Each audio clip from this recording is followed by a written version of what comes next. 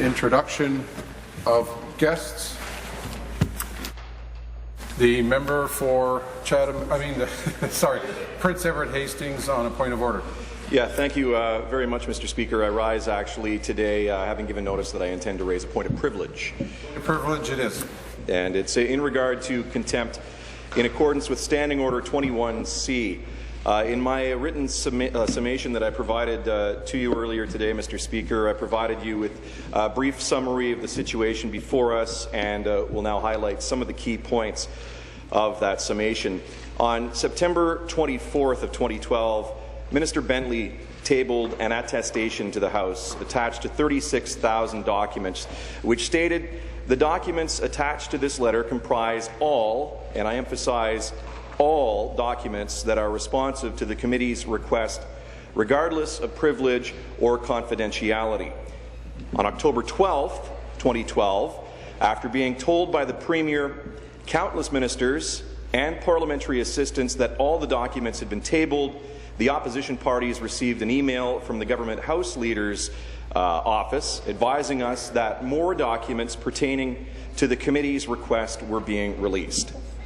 This raises two questions, Mr. Speaker. The first issue that I draw your attention to is that it appears that multiple members of the government could have misled this legislature. The second issue that I raise is that despite your ruling that the legislature was entitled to all documents that it requested, documents relevant to the committee's request were still withheld from the legislature by the Minister of Energy on behalf of the Minister of Energy and the Ontario Power Authority. I'm concerned that some government member statements could have misled the legislature regarding the Minister of Energy's compliance with the Speaker's ruling to produce all documents related to the request from the Estimates Committee that was made back in May. Back here in the legislature, parliamentary authorities are unanimous and state that the House may treat the making of a deliberately misleading statement as a contempt. Furthermore, as set out by McGee's parliamentary practice in New Zealand, quote, in order to establish a prima facie finding that a breach of privilege and contempt has occurred, three elements must be present. One, it must be proven that the statements were misleading. Two, it must be established that the member at the time knew the statement was incorrect. And three, in the making of the statement, the minister intended to mislead the House. I'm extremely confident that all three elements are present in the case that I'm bringing to your attention today. Sure are. First, since September 24th, 2012, when the initial set of documents had been tabled, members of the opposition were criticized heavily by government members about our assertions that all the documents had not been tabled. The comments directed at us included some very strong statements from the Government House Leader when he described the opposition as pursuing, quote, vindictive gutter politics, end quote. During the debate on the motion to send the issue to the Finance Committee, Liberal cabinet ministers and parliamentary assistants insisted that there were no more documents because they'd all been tabled. However, on October 12th of 2012, it became clear that these statements were incorrect when 20,000 additional documents were tabled.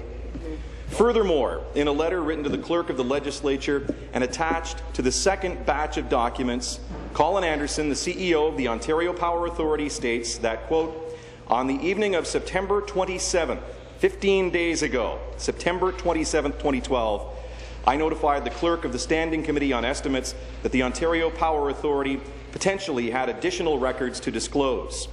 Serge Imbronio, Deputy Minister of Energy, also wrote that, quote, after the tabling of the documents, I became aware of potential omissions in the Ministry's original search, end quote. Based on the statements made by the Deputy Minister and CEO of the OPA, it's evident that the government was made aware of the second batch of documents on September the 27th, and demonstrates that the comments made by the aforementioned government members after the 27th could have misled this legislature. I'd like to highlight two of these statements from the Liberal members. In a press conference held in the legislative precinct that was directed at every member, the Premier McGuinty, said on October 2nd, 2012, quote, the opposition has asked for all documents. Minister Bentley released all 36,000 pages, end quote. Here's another one. The Minister of Energy has complied with the request to release the documents. 36,000 pages of documents have been tabled. That work is done. There's a lot more work to do, end quote. That's from Deb Matthews, the MPP, London North Centre, the Minister of Health and Long-Term Care, on October 21st of 2012. Mr. Speaker, I highlight these quotes because they were made multiple days after the OPA and Ministry of Energy found out that they had not tabled all of the documents to satisfy the committee's request. The second criterion that must be evaluated is whether the member at the time knew the statement was incorrect. All of the quotes highlighted above were said days after the Ministry of Energy and OPA realized that they did not table all the documents requested. The statements made by the Deputy Minister and CEO of the OPA make it abundantly clear that the government and its members became aware of these new documents on September 27, 2012.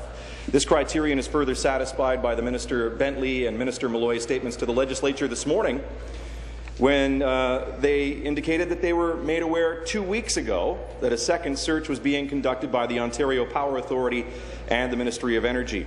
It's evident that the government was aware on September 27th that all the documents were not produced, yet the aforementioned Liberal members continued to make statements advising the House that all the documents had been produced. The third criterion that must be satisfied is that the member intended to mislead the House. Based on the actions of previously mentioned Liberal members, I respectfully suggest that their failure to inform the legislature about the incomplete documents demonstrates a direct intention and could have misled this legislature. In criminal law, the actus reus, also known as the Guilty Act, includes the omission to act. Premier McGuinty and Minister Bentley, through ministerial responsibility, and the other members, through their duty to speak the truth in this legislature, had a duty to immediately inform the legislature that the documents tabled were not complete. Their omission to inform the legislature about the remaining outstanding documents from the Ministry and OPA demonstrates intent and, in my opinion, could constitute a breach of privilege for misleading this legislature. The same principles apply to this House that apply to court, and when an attestation is signed saying that all documents are provided, or a member states in the legislature, it is expected that that be the truth. Mr. Speaker, I'm also raising concerns that a breach of privilege for contempt of the legislature has occurred because not all documents, as per your ruling, were provided to the legislature on September 24th of 2012. In your ruling on September 13th, 2012, you stated, quote, "The right to order production of documents is fundamental and necessary for the proper functioning of the Assembly," end quote. You went on to say, the Standing Committee on Estimates was unquestionably entitled to request the documents sought from the Minister of Energy, and in the end the Minister had an obligation to comply with the committee's call for those documents. However, despite your clear ruling, the Minister of Energy still did not properly hand over all documents requested by the committee. It's important that we stop this behaviour immediately, as it shows a lack of respect to the legislature and its members. To stop this pattern of disrespect, I would ask that you also rule on the Minister of Energy's most recent actions and whether or not they demonstrate a further breach of privilege. In conclusion, Mr. Speaker, you're the guardian of the spirit of openness, accountability and transparency in our democratic institution. Any ruling other than a prima facie case of a breach of privilege in these instances could inevitably lead to more egregious abuse in this legislature. Thank you, Mr. Speaker. Thank you.